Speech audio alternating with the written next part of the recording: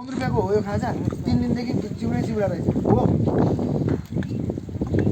अध्यक्ष यो स्कुलको अध्यक्ष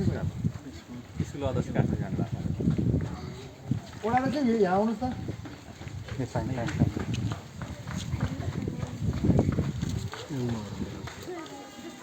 तपाईँको आडमा ओडा छ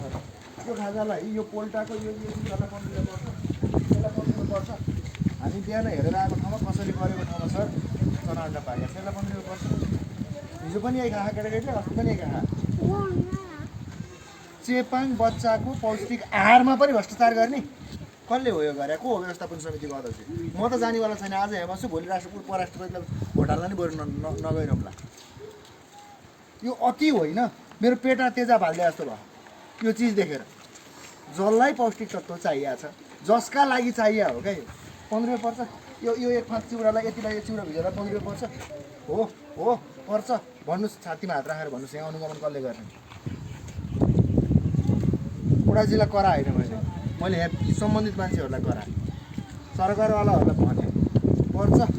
पर्छ सचिवज्यू आउनुहोस् यसलाई 15 रुपियाँ पर्छ यो बाबुको यो खाजालाई नुन पनि छैन पर्छ यसलाई 15 रुपियाँ पर्छ मलाई भनिदिनुहोस्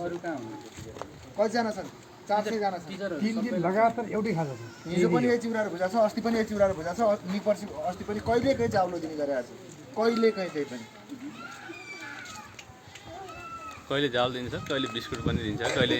चाउचो पकाएर पनि दिने गरे सर 15 रुपियाँको खाजाले यो केटाकेटीको पेटभरि नै बनाएर दिँदाखेरि सबै स्कुलमा म गएको छु पुर्याएका छन् क्या सर पुग्छ क्या सर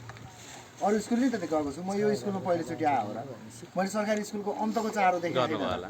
होइन अन्तको चारो देखेर हो नि त सर मैले अन्तको चारो देखेर आएको छु क्या मैले